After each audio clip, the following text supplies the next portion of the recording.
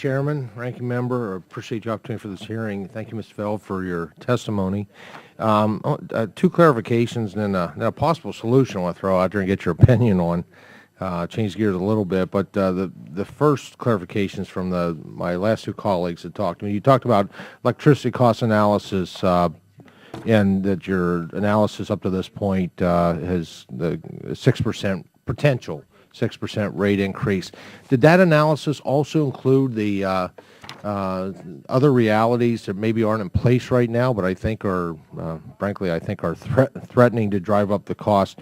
The cap and trade, some of the other related, non-related EPA regulatory initiatives are kind of outside of that are occurring administratively that would push up the cost of fossil fuels, deregulations in states like Pennsylvania, which is right now we're seeing I think we're going to see a huge jump in electricity costs. It's not in place now, but it would be at the time of whatever implementation as you make a decision, or just the energy mix. I mean, states like Pennsylvania, which we are blessed with over 60% of our electricity comes from coal, which is the most affordable and reliable. Were any of those factors, which are that last one is just kind of a characteristic of Pennsylvania, but the other three that are not in place now, but frankly, there's a real threat, I consider it a threat, will be in place at the time when EPA would implement this. Was that considered in this cost analysis? Yeah, I'll need to get back to you and submit that information for the record. I believe that these costs reflected the impact of our rule, but I'll need to double check that and get back to the record for that. Okay, because those things are looming there. The other thing is, even if it's just 6%, and I would argue it's probably going to be much higher given what I just described of things that I think are unfortunately a looming threat to the cost of electricity. Yeah, especially in states like Pennsylvania, which we rely on coal, we value it. Won't this the byproducts that we're talking about today, the subject of this, when they are able to sell those for very qualified, wonderful uses, to be able to take that fly ash and use it to build things or to use it in different ways, that's got to drive up the cost of those. Those generators of electricity who produce that byproduct, they're going to absorb these new costs. Any business model would tell you that if their costs go up, they've got to raise the cost of what they sell these byproducts for. Would you agree with that?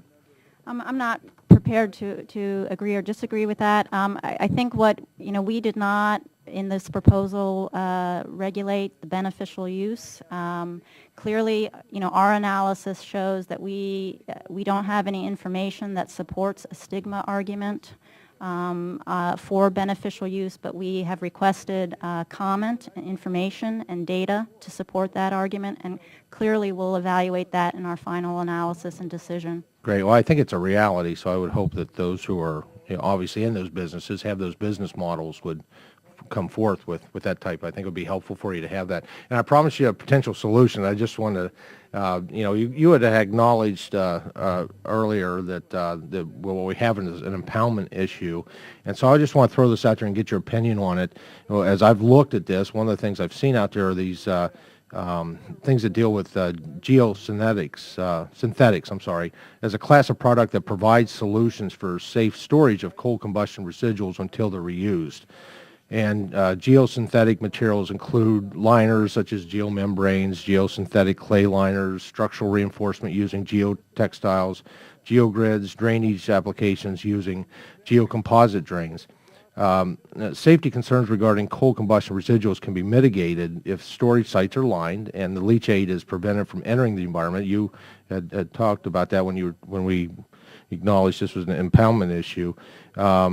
The geocomposite draining systems draw the water out of the coal combustion residual slurry in the surface impoundment, rendering the material into a more solid and stable state. Now, applying these geosynthetic solutions to the storage coal combustion residuals keep them in a safe, secure state until the materials can be recycled in the production of cement, wallboard, all the structural, road base, all the things we've talked about, been mentioned, and many more. So since the future of coal combustion residual beneficial use industries and their employees are dependent upon safe, secure handling and storage of the material, And since the geosynthetics provides for safe, secure storage, do you support congressional action to direct the use of these geosynthetic systems, or through action by the EPA to encourage the use of these materials in regards to containment? I certainly appreciate your suggestion, and you know, under either proposal, again, the impoundments that we are regulating are impoundments that are used for disposal, not beneficial use, and we are proposing liners in either proposal.